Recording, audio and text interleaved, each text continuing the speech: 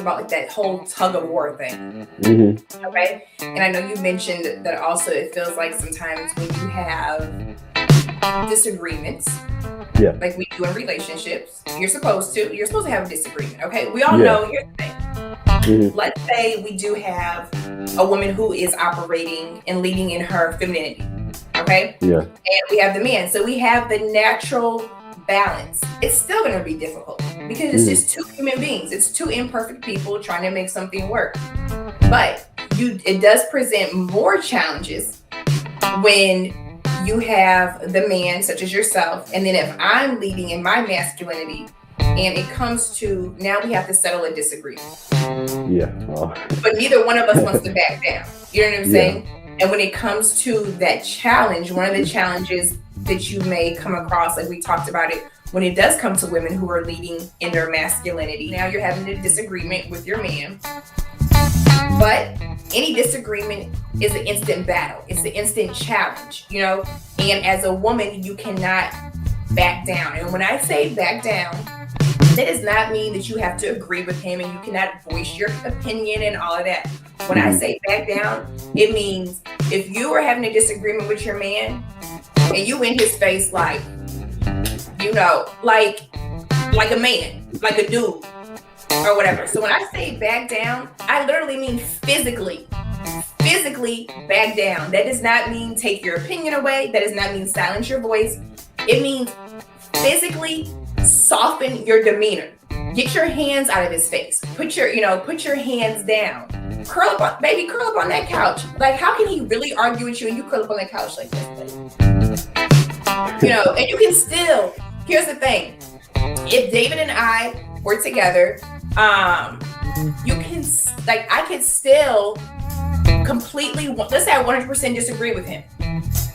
But instead of me standing toe to toe with him, I sit down on the couch and I kind of just lean in and I'm like, look, babe, like this is where I'm coming from. Like, I hear you. So here's another thing. When I do that, now I'm opening up my ears. Okay. The women who are leading like this cannot open their ears up. Like, they're not listening. We're not listening to nothing you got to say.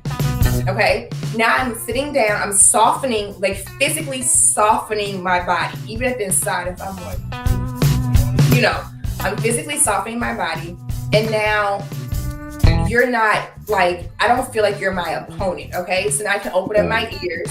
But if I'm like, you know what, babe, like right now, I don't see where you're coming from. You know what I'm saying? Like right now, I don't agree with you. And this is how I feel. I hear you and I understand, but I personally cannot agree with you right now on whatever the issue is. That will come off way differently than if I was standing up in his face, talking to him the same way I do to, you know, people in the workplace or my employees or whatever. It's going to come off completely differently. And then he may soften up and be like, okay, you know what, babe, this is what I'm trying to say. Or maybe it's something that you still are going to agree to disagree on, but not in a way to where you feel like you had to compromise who you are and you got to walk on eggshells with the topic. Yeah. But when you've had disagreements with these types of women, how do they go? Are they usually one-sided? Like, how is it a conversation? Let's just put it, is it even a conversation? No, from my like personal experience, because once again, that's all I can really speak about. For me, the biggest thing that you kind of touched on was like the ability to agree to disagree.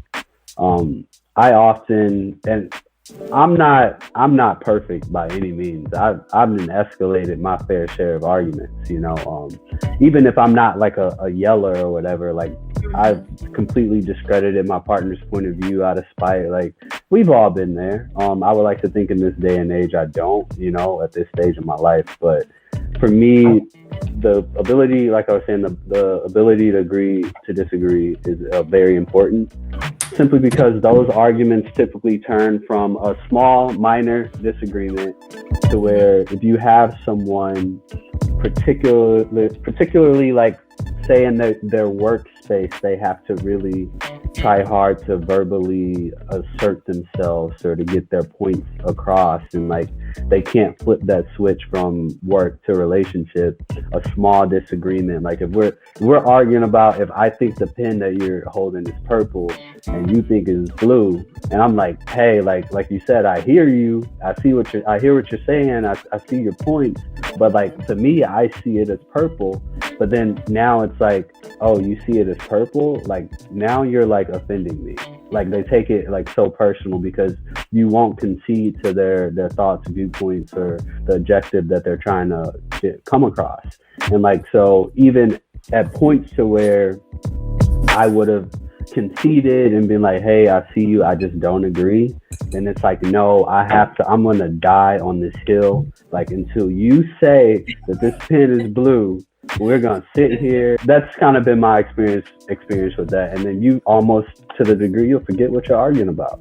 Yeah. You know, and and then you get to the points where everything's so heated, and now it's like you realize, like, dang, the gloves have been off for like the last 10 minutes. I may not even notice. Like in this person's mind, like I'm an enemy, like I'm an opposition. Like I'm just thinking we're just having a little debate, or like even a little heated argument that, you know, will come and blow over at some point, but you know, it never reaches that stage. Let's call it the toxic side of empowerment, okay? Mm-hmm. The downside, the toxic side of empowerment, the toxic side of leading in your masculinity. Because we're not saying that like I said, there is not a time and a place for that.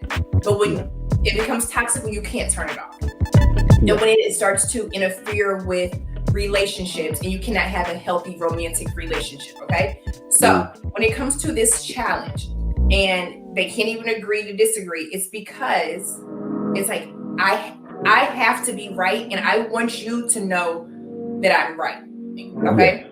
Like I think you mentioned it in we have some notes. I think you mentioned that, but just the need to be right. Like we can't even disagree and I want to be right and I want you to tell me that I'm right. So have you seen that? Oh, I've seen it all the time. I've had, you know, I've definitely seen that. Just generally, like I said, the type of women that I'm attracted to, very strong, assertive women. I think part of it is like, okay, like at some point you have to realize we're all human. We all have our flaws. We all have our faults, and like to a degree you're going to deal with that sometimes. But when it became like a multi-day Weekly thing, you know, then it's like it just gets exhausting after a while. And this is something that I didn't maybe even realize until like after the fact, maybe after the relationship had dissolved or whatever, that like, dang, like I had to kind of take my own advice. So like I'm asking this person and I'm telling them, hey, I love you, I see you, I care about you, I just don't agree with you on this matter, like don't take it personally. I have to look at myself and be like, okay, like the fact that they're acting this way towards me, or like they're so gung-ho about whatever point that they have to make, like dang, like maybe I don't need to take it personal. Like maybe they're just like insecure about something, or like they feel like I'm impeding on like their identity in some kind of way, because like you never really know what the root of like certain people's issues are. And yeah, and it's very prevalent in relationships, not only relationships, friendships. You know, I have female friends that, you know, I maybe haven't, it's like strictly platonic, and I've noticed it with them and maybe other people, but particularly in like women, like in my generation, for sure, it's definitely a lot more prevalent than you would think. Now, do you think, let's lead into that. So when you do have, like when you said that you are taking it personal, which you kind of can if you're dating somebody and you guys are having constant disagreements and constant challenges and battles over things that should not even be like that, you should be able to take it personal. But so it's like a fine line. You should be able to take it personal because you're in the relationship. But what you're saying is some stuff they're taking it so personal because you don't understand. Like they are like that. Women who lead this way, like I said, it's that survivor mode. So they could be attacking you and challenging you and battling you on every single thing that has nothing to do with you or has nothing to do with that argument.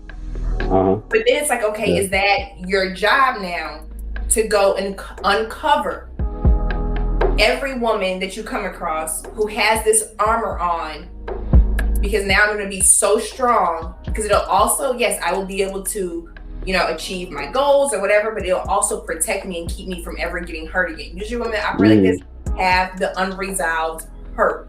Yes, so and they've internalized it, and they carry it on from relationship to relationship, not even just romantic relationships, but yeah, for sure. I think you should be able, it's kind of hard, because it's like, okay, let's say if you get with a woman and, it's going good when you're in agreement, when nothing's really, that's weird, because that's like walking on eggshells. That's not realistic. Yeah. So you're kind of compromise your voice, so let's just say in the early stages going good, but then a disagreement comes up and you're talking to her or you say something, and the way she gets on that defense or whatever, or makes it seem like you're trying to attack her, you're trying to dim her light, is because the last one did that. The last one, was trying to dim her light or whatever. So now she is treating you and handling you just like the last man. And that's something that women, we have a very bad habit of doing, especially when we have not healed. It's just like, I see your face, but you represent all the bad guys. You know what I'm saying? Yeah, and that's so important for me when I was saying I try not to take it personal, because like if I'm in a disagreement with like someone that I love or my significant other, and I'm like, I feel like I should be able to speak my truth, but I should always feel like you see me, right? Like I'm not out to hurt you.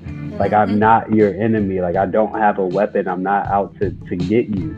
And then it's like, I would take it personally that they're acting, this way towards me. Like, yo, like just 20 minutes ago, like I was this great guy that you loved and you knew that I cared about you. And then all of a sudden, like a disagreement arises, and then like I feel unseen. I feel like a shadow, and you're just like projecting and casting like all of these insecurities and past issues and traumas on me. And then it's like, damn, I not only have to deal with it like coming at me, but now I have to carry the weight of it, because like I know that it's affecting me. So it's like I'm not only in this situation your boyfriend, but I become a therapist too, because now I gotta try to talk you out of that. And the more I touch on certain things, that's going to trigger you to maybe react either volatile or detach even more. And it's just like a slippery slope. And it's like, where does it end? Yes, because so too strong to me is a cover up for extremely hurt.